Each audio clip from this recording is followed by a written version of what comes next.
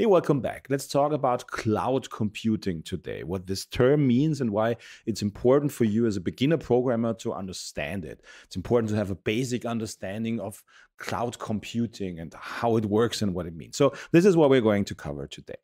Now, cloud computing means basically all kinds of technology that are operated in the internet, in the cloud, meaning we access it not locally. It's not that we have a server, a computer standing somewhere on our desk or somewhere hidden in a closet or in a server room that's locked with an expensive AC machine to cool down everything. No, it's actually servers, stuff that we access over the internet.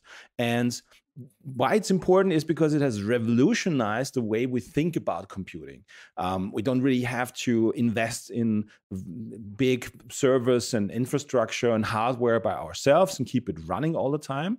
We can use it over the internet when we need it, and then we only pay for it when we actually need it. And if we only need it 1 hour per week, then we only pay for this 1 hour and not for the how many hours are the rest in the week, where we need to pay for the current, the power, somebody to support it. Although you will need some kind of support for cloud computing resources as well. It's just pay as you go, basically. So how does that work?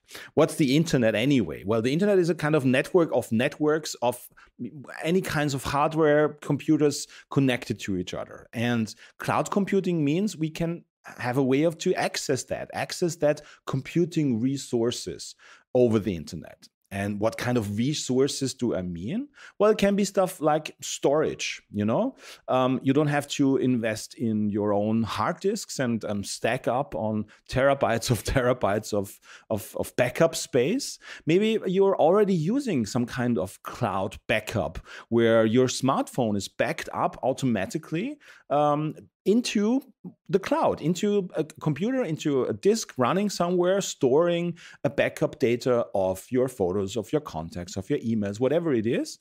And you don't really need to worry about it. You don't need to worry about, purchasing the specific amount of backup space and have it running in your local infrastructure in your office, in your home office or at home, although that's certainly possible, but it means you need to manage it yourself. And if you're doing that over the internet, over the cloud, you facilitate and leverage stuff that's there, and you only pay for what you need usually. So storage is one thing that we can use over the internet. What else? Processing power. If you're doing some kind of heavy calculations, simulations, anything that requires a lot of processing power, you can rent that processing power over the internet and only, again, pay for what you have used there. Other things that you can use over the internet via cloud computing is software. You can rent software. You can either use it in your web browser or you get access to a computer over the internet with screen share. It's like a little window. You have a window on your computer showing you the screen of that remote computer. And you can use that remote computer for the stuff that you want to do. Maybe it has some software installed that you do not have to purchase locally for your own computer. You just rent it for the time that you need it.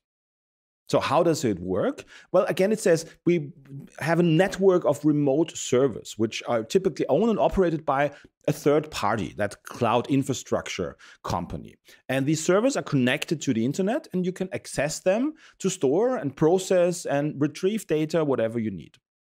There are several benefits to using these cloud computing resources. And we already mentioned a couple of them. Cost effectiveness is a very important one.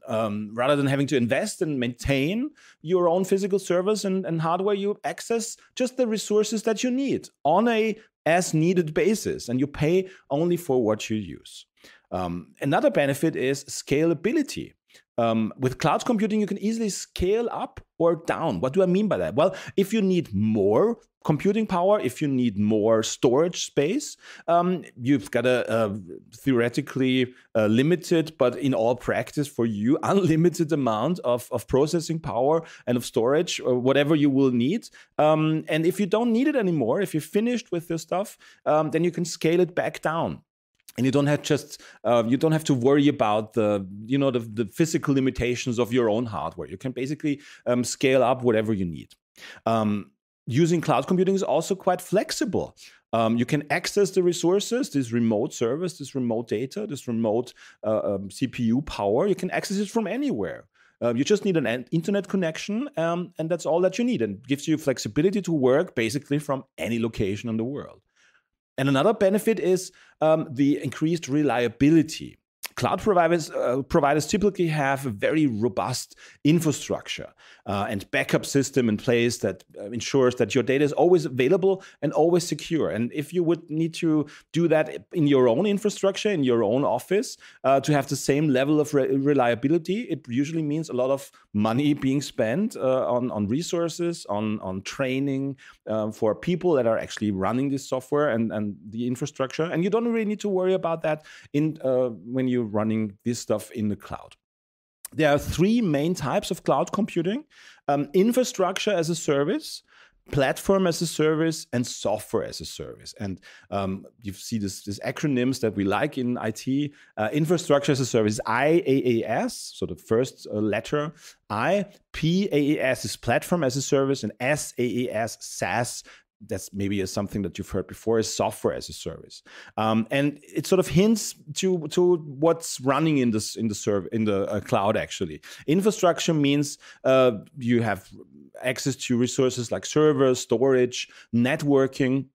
Platform as a service is sort of one level up. You have some additional functionalities and stuff for building and testing and deploying software applications maybe. And software as a service is even one level of abstraction up, and you can rent software applications over the internet that you don't have to install locally, that you don't have to pay for a license. You just rent basically the software and the hardware running the software for the time that you're using it.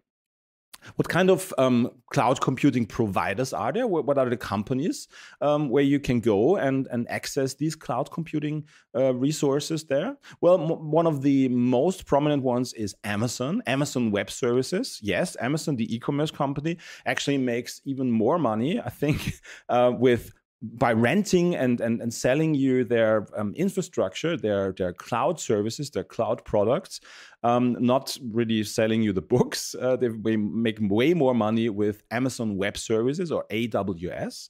Another one is Microsoft Azure or Azure, depends on how people pronounce it, is their solution, their cloud computing solution there. And we also got Google Cloud Platform is the third big player there, and other companies are like the IBM Cloud or the Oracle Cloud. And as a beginner programmer, it's important to familiarize yourself with that basics of cloud computing.